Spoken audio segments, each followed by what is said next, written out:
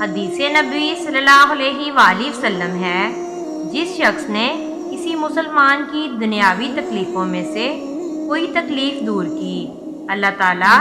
اس کی قیامت کی تکلیفوں میں سے کوئی تکلیف دور کرے گا،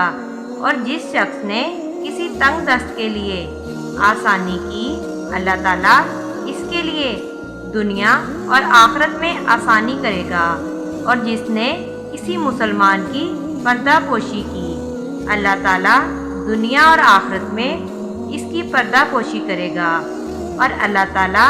اس وقت تک بندے کی مدد کرتا رہتا ہے جب تک بندہ اپنے بھائی کی مدد میں لگا رہتا ہے۔ امید ہے کہ آج کی ویڈیو آپ کو پسند آئی ہو۔ ویڈیو پسند آئی ہو تو ویڈیو کو لائک اور شیئر ضرور کریں، اور بیل آئیکن ضرور پریس کریں، اور اس طرح کی مزید اسلامی ویڈیوز دیکھنے کے لیے ہمارے چینل اسلامک ہسٹری MB کو ضرور سبسکرائب کر لیں۔ جزاک اللہ۔